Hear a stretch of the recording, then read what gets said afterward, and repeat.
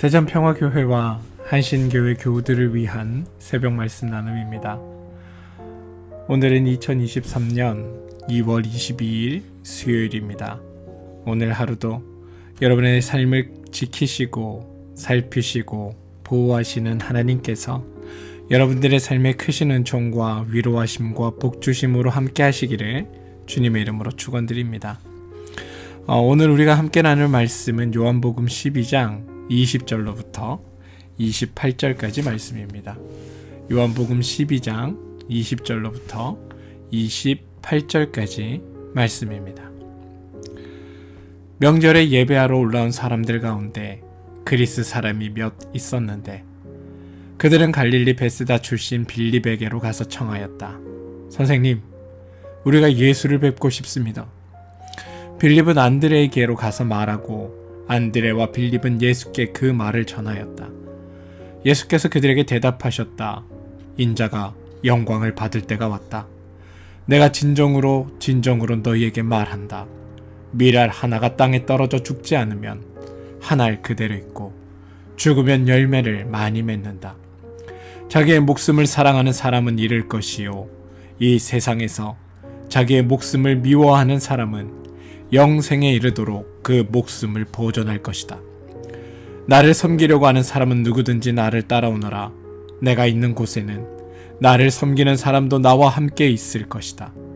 누구든지 나를 섬기면 내 아버지께서 그를 높여주실 것이다. 지금 내 마음이 괴로우니 무슨 말을 하여야 할까? 아버지, 이 시간을 벗어나게 하여 주십시오 하고 말할까? 아니다. 나는 바로 이 일 때문에 이 때에 왔다. 아버지의 이름으로 영광스럽게 드러내십시오. 그때의 하늘에서 소리가 들려왔다. 내가 이미 영광 되게 하였고 앞으로도 영광 되게 하겠다. 요한복음 12장 20절로부터 28절까지 말씀입니다. 샬롬. 어제 하루는 여러분의 삶을 살피시고 도우시는 하나님의 은혜를 경험하신 복된 날 되셨습니까? 여러분의 삶에 함께 하시는 하나님이 여러분 삶에서 경험되셨나요? 오늘 하루 누구보다도 앞서 여러분의 삶을 복되게 하시고 참되게 하시고 아름답게 만드시는 하나님의 그 은혜와 은총의 삶이 여러분 가운데 복된 일들로 드러나고 나타나게 되기를 주님의 이름으로 축원드립니다. 예수님께서 이 땅에서 하셨던 일들을 살펴보면 사람을 가르고 차별하는 그 일체의 장벽을 허물기 위해 전력을 다하셨습니다.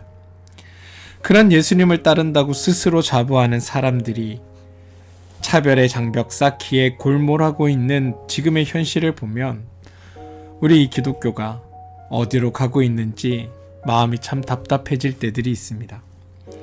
생각해보면 1세기 유대교 지도자들은 예수님을 제거하기 위한 음모를 꾸미면서도 그것이 바로 하나님을 위한 길이다라고 생각했습니다.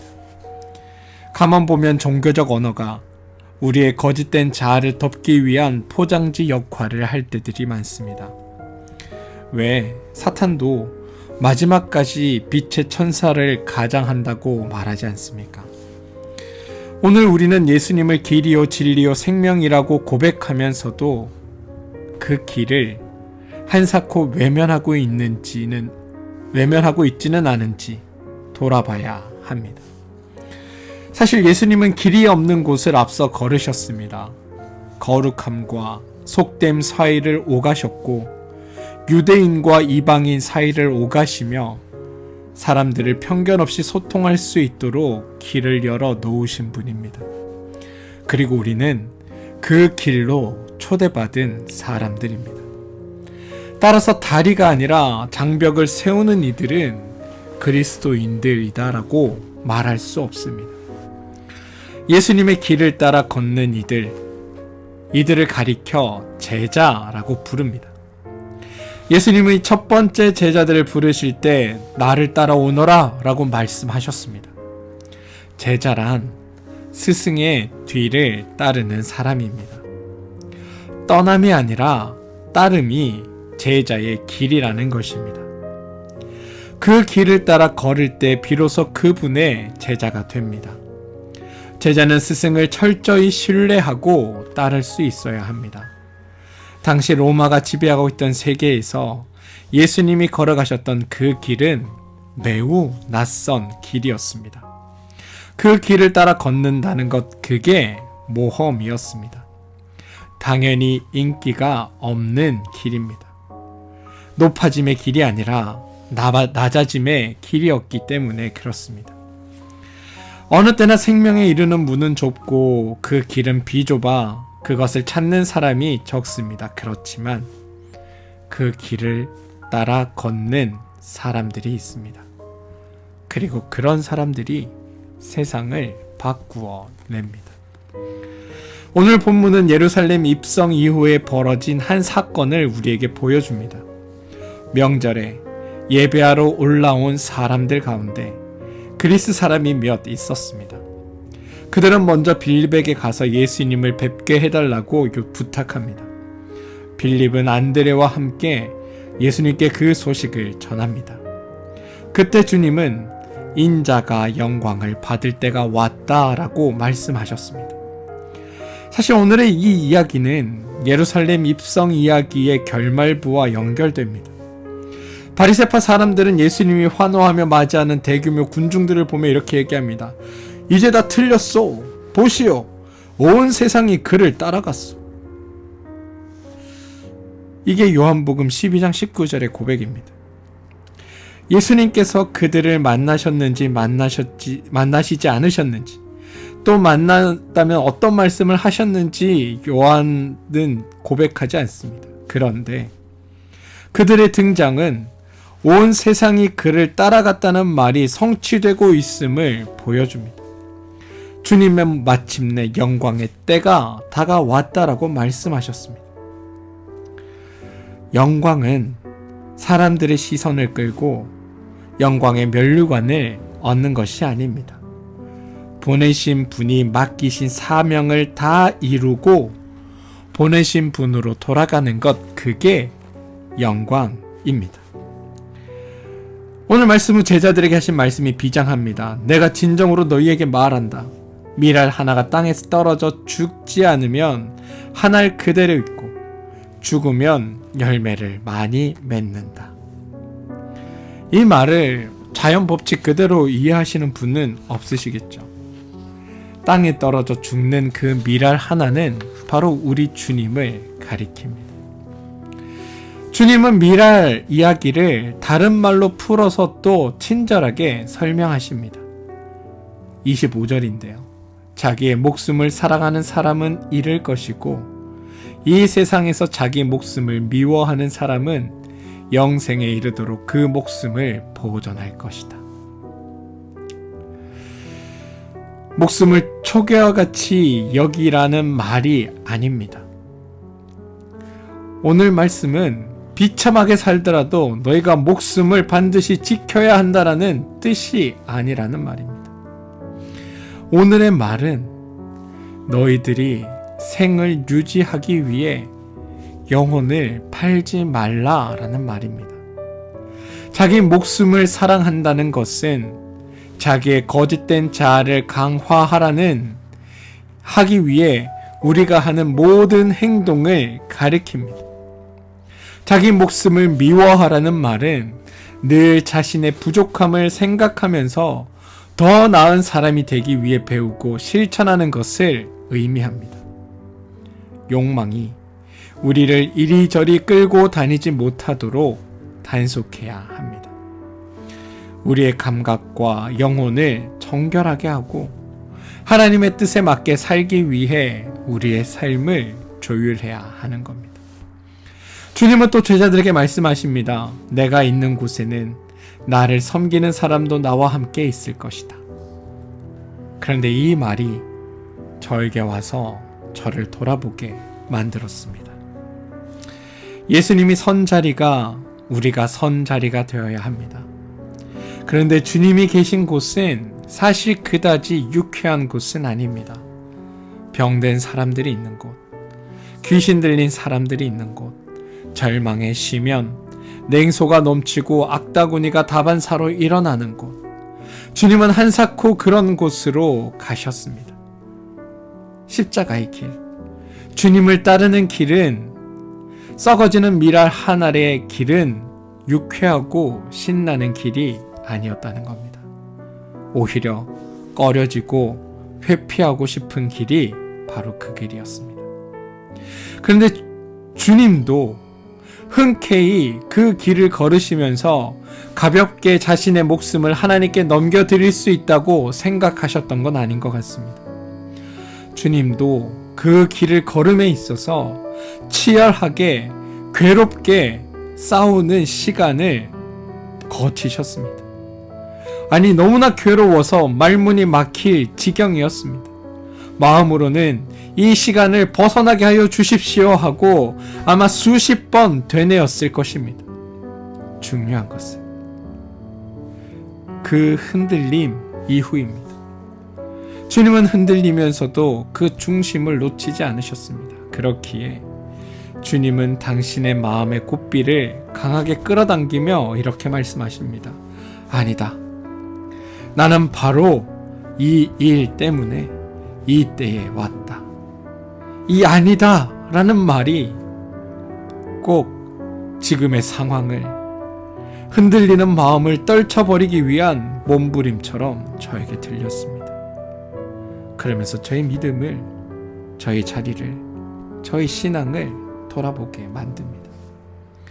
사랑하는 성도 여러분, 우리의 주님은 무감각하게 덤덤하게 십자가의 길을 걸으신 것이 아닙니다. 하나님의 영광을 드러내기 위해, 생명의 풍성함을 나타내기 위해, 이 땅에 참된 평화를 이루기 위해 누구도 감당할 수 없는 그 괴로움의 길을 뚫고 나아가신 것이 바로 우리 주님입니다. 그리고 그때 하늘에서 이런 소리가 들립니다. 내가 이미 너를 영광되게 하였고 앞으로도 영광되게 하겠다. 사랑하는 성도 여러분, 여러분은 오늘 말씀을 들으며 어떤 생각이 드셨습니까? 저는 말씀을 묵상하면서 그리스도인들의 자리가 참 어디일까를 고민하게 됩니다. 우리를 복되게 하고 부자되게 하고 창대케 하고 아름다운 삶으로 바꾸시겠다는 그 하나님의 약속이 우리 가운데 있는데, 그 약속을 통해 이끄시는 하나님의 길이 십자가의 길이라는 사실 때문에 갈등과 속은 기분마저 들기도 합니다. 그런데 여러분, 우리의 삶이 나의 것이 아니고 하나님께 속한 것이며 하나님이 나의 삶의 모든 것을 책임져 주신다고 생각할 때, 또 우리가 그것에 대한 확실한 믿음이 있다고 여길 때, 주님이 가라 하신 그 길을 못 갈 이유가 있겠습니까? 하나님의 선한 뜻을 우리가 굳건히 믿는다면 결국 우리를 창대케 되고 아름답게 만들며 복되게 하고 부자 되도록 만드시겠다는 하나님의 그 약속을 신실하게 믿는다면, 우리가 하나님께서 가라고 하신 그 길을, 주님이 따르는 그 길을, 십자가의 그 길을, 제자로서의 그 길을 선택하지 못할 이유가 있을까요? 그런데 그럼에도 우리는 자꾸 망설입니다. 왜냐하면 진짜 망할 것 같기 때문입니다.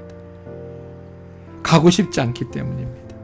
그런데 그런 우리에게 들려주시는 28절의 말씀이 의미심장합니다.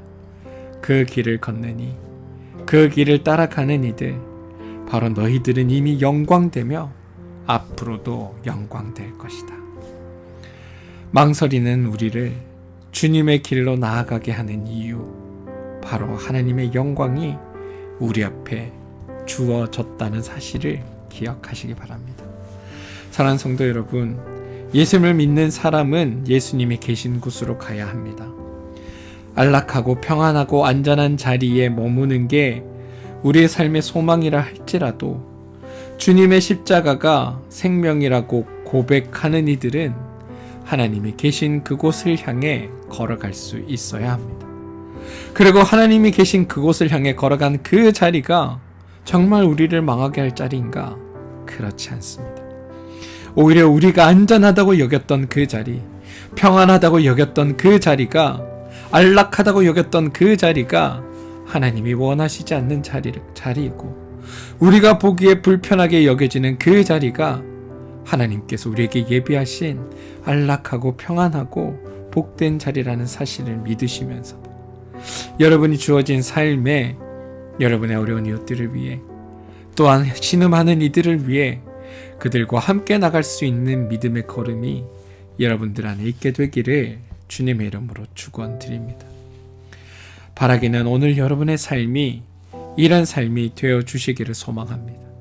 나만 행복한 삶, 나만 잘된 삶, 나만 기쁜 삶, 나만 즐거운 삶이 아니라 어려운 이들을 향해 한 손 내밀어 줄 수 있는 삶, 고통받는 우리 교우들을 위해 한 걸음 다가갈 수 있는 삶, 힘겨워하는 이들을 위해 한 팔 거들어 도와줄 수 있는 삶, 그 삶이 여러분들의 삶이 되셔서 참으로 주시는 하나님의 크신 은혜와 은총이 여러분들 삶에서 이루어지길 주님의 이름으로 축원드립니다. 함께 기도하겠습니다. 하나님, 습도 많은 대기 가운데 건너라면 몸은 무거워지고 숨도 가빠옵니다.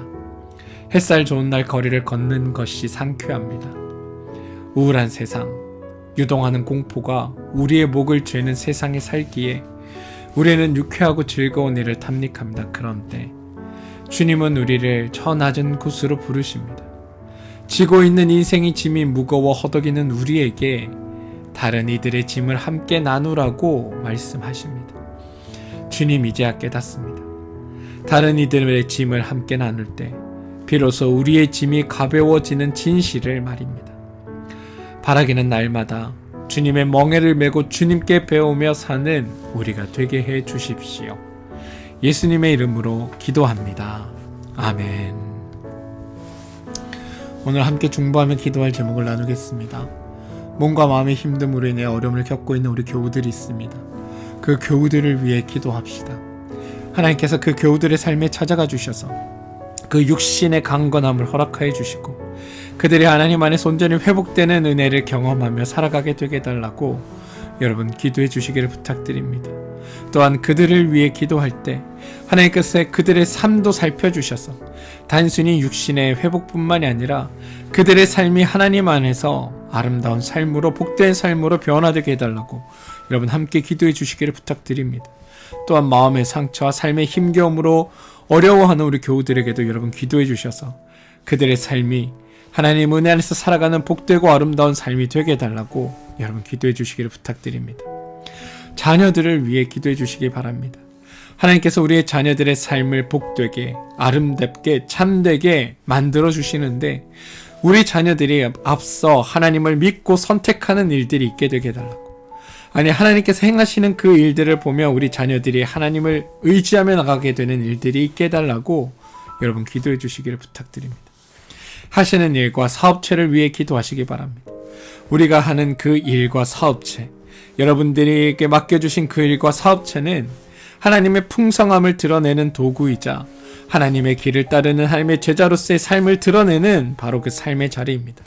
그러니 바라기는 오늘 여러분에 있는 그 자리에서 하나님을 드러내는 일에 최선을 다해 사시고 하나님께 모든 것을 맡겨드려서 주님께서 이루시는 아름답고 복된 일들이 여러분 일 가운데 온전히 드러나게 되기를 주님의 함께 기도해 주시기를 바랍니다.